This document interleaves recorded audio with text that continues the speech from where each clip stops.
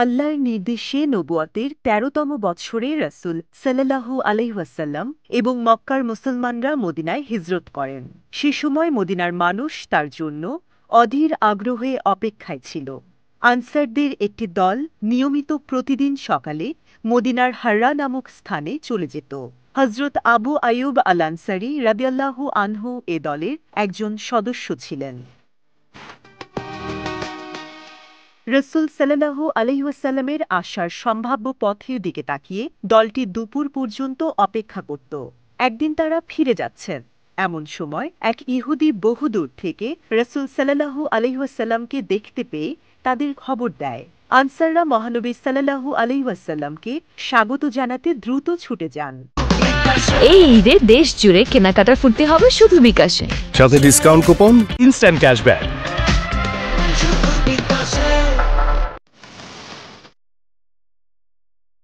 মদিনার উপকণ্ঠে কুবা নামক একটি জায়গায় কয়েকদিন থাকার পর রাসূল সাল্লাল্লাহু আলাইহি ওয়াসাল্লাম মদিনার মূল শহরের দিকে রওনা দেন। মদিনার শিশু কিশোরেরা গান গেয়ে রাসূল সাল্লাল্লাহু আলাইহি ওয়াসাল্লামকে অভ্যর্থনা জানিয়েছিল। আনসার সাহাবীরা প্রত্যেকেই চাইছিলেন রাসূল সাল্লাল্লাহু আলাইহি ওয়াসাল্লামকে আতিথেয়তা দিতে। সবাই রাসূল সাল্লাল্লাহু আলাইহি ওয়াসাল্লামকে তাদের বাড়িতে মেহমান হওয়ার অনুরোধ জানাচ্ছিলেন। রাসূল সাল্লাল্লাহু আলাইহি ওয়াসাল্লাম তার বাহন মাদি উটের সামনে জড়ো হওয়া মানুষদের বলেছিলেন, তোমরা ওর পথ ছেড়ে দাও, ও আল্লাহর নির্দেশপ্রাপ্ত। মাদি উটটি যেতে যেতে একসময় আবু আইয়ুবের বাড়ির কাছে গিয়ে মাটিতে বসে পড়ল। তখন রাসূল সাল্লাল্লাহু আলাইহি ওয়াসাল্লাম নেমে পড়লেন। আবু আইয়ুবের মন আনন্দে ভরে গেল। তিনি মহানবী সাল্লাল্লাহু আলাইহি ওয়াসাল্লামের মেহমানদারি করার গৌরব অর্জন করলেন।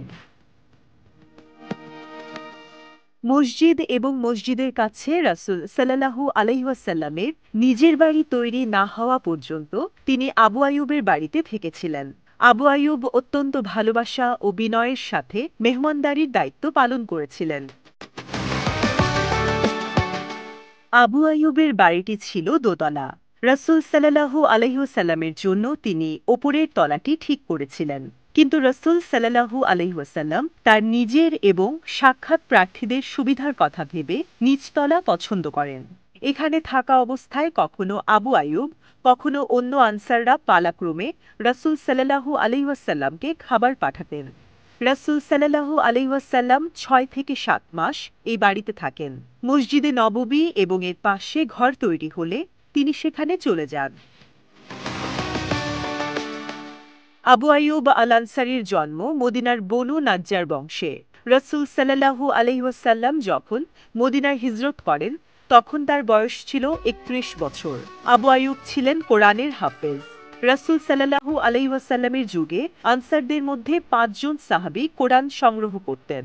তার মধ্যে আবু আইয়ুব একজন। জ্ঞান আহরণ এবং তা প্রচারের প্রতি তীব্র আকর্ষণ ছিল আবু আইয়ুবের।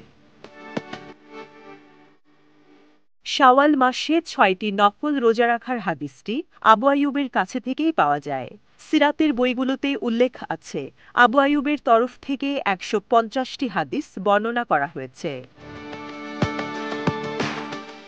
বদর, উহুদ, খন্দক, বায়াতুর রিদওয়ান সহ বিভিন্ন যুদ্ধ ও অভিযানে আবু আইয়ুব রাদিয়াল্লাহু আনহু রাসূল সাল্লাল্লাহু আলাইহি ওয়াসাল্লামের সাথে অংশ নিয়েছিলেন। রাসূল সাল্লাল্লাহু আলাইহি ওয়াসাল্লামের ইন্তেকালের পর খলিফা যুগের যুদ্ধগুলোতেও তিনি পিছিয়ে থাকেননি। সাহাবা সমাজে তার মর্যাদা ছিল উঁচুতে। অন্য সাহাবীরা তার কাছে বিভিন্ন বিষয়ে মাসালা জিজ্ঞেস করতেন। কোনো মাসালা নিয়ে সাহাবাদের মধ্যে মতভেদ দেখা দিলে সবাই তার কাছেই ছুটে যেতেন।